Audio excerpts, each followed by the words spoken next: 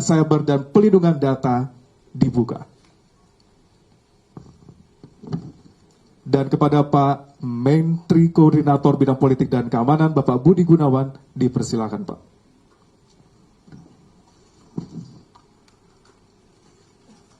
Rekan-rekan media sekalian yang saya hormati, baru saja pemerintah dalam hal ini kementerian lembaga yang terkait bersama TNI, kemudian Polri, Kejaksaan,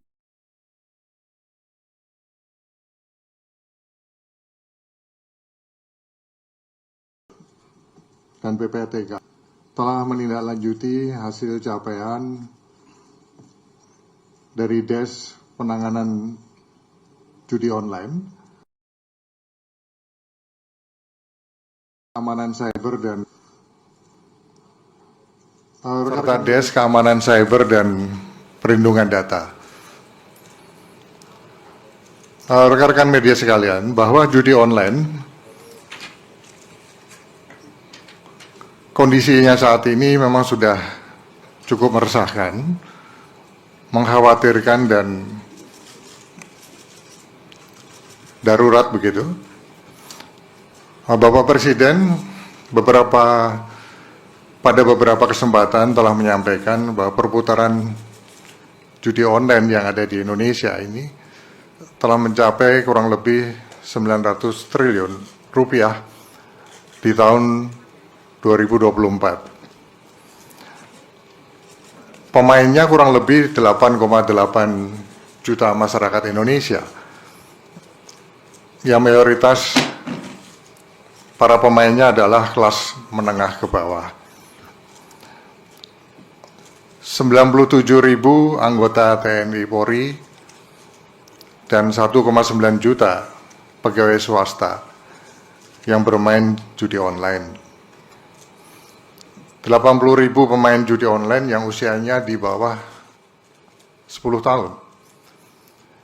Dan angka ini diprediksi akan terus bertambah jika kita tidak melakukan upaya-upaya yang masif di dalam memberantas judi online ini. Masifnya jumlah judi online ini dapat dipahami karena judi online menurut pakar cyber security itu dapat mendatangkan hormon endorfin yang membuat pemainnya merasakan perasaan senang dan bahagia ketika berhasil memenangkan salah satu permainan judi online ini. Padahal kemenangan itu memang sudah diatur oleh operator-operator judi online agar deposit dananya semakin besar. Ketika depositnya sudah besar, dipastikan pemain akan kalah dan kehilangan uangnya. Artinya apa? Bahwa sebetulnya judi online saat ini itu sudah seperti wabah. Seperti penyakit menular yang menjangkit berbagai kalangan, dari kalangan tua hingga anak-anak. Nah, tentu saja sekali lagi dari fakta dan kondisi yang sudah sangat meresahkan dan mengkhawatirkan dan darurat ini, selanjutnya Des judi online telah dan akan terus melakukan upaya-upaya penindakan dan penegakan hukum, memotong dan memblokir situs-situs judi online, termasuk penelusuran dan pemblokiran aliran dana, serta melakukan kampanye dan edukasi publik untuk pencegahan judi online. Dari sisi teknis memang mudah, nampak sangat mudah untuk mengidentifikasi maupun melakukan pemblokiran terhadap situs-situs judi online.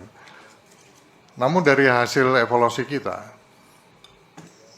bahwa kemudian banyak operator yang melakukan domain switching, artinya mereka dengan mudah mengganti nama domain yang telah diblokir tersebut, sehingga selanjutnya langkah pemblokiran akan kita lakukan dengan lebih agresif.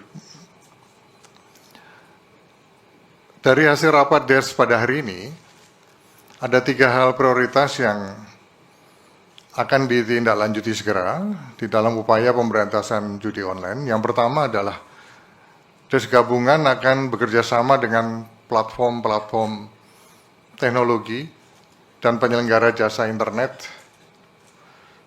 untuk melakukan pemblokiran secara sistematis.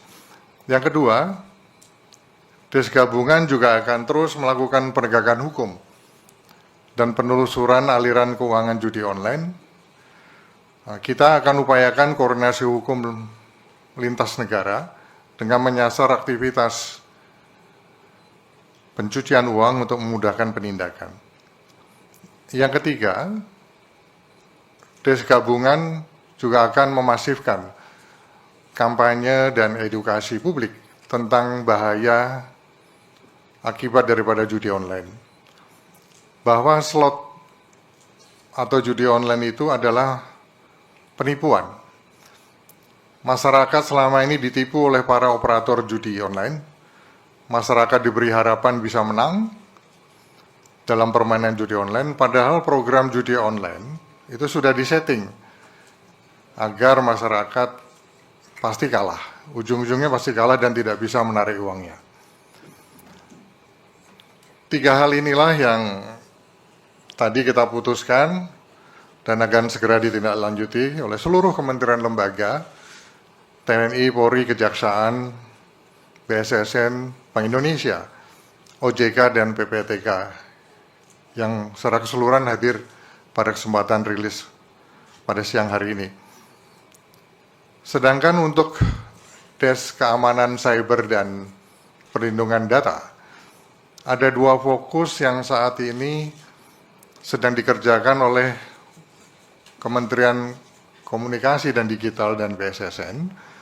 Yang pertama adalah melakukan perkuatan keamanan website milik pemerintah, termasuk Pemda dan lembaga pendidikan. Yang kedua, melakukan akselerasi penuntasan pemulihan atau recovery terhadap Pusat Data Nasional Sementara atau PDNS, baik dari sisi infrastruktur maupun pemulihan data, untuk mendukung pelayanan publik yang berbasis digital sebagaimana arahan Bapak Presiden. Saya kira itulah beberapa hal yang dapat saya sampaikan. Selanjutnya saya persilakan dari Ibu Menteri Komdigi untuk menambahkan, juga nanti dari Dikti, Kemenak, kemudian dari Polri, dari Kejaksaan, termasuk dari OJK.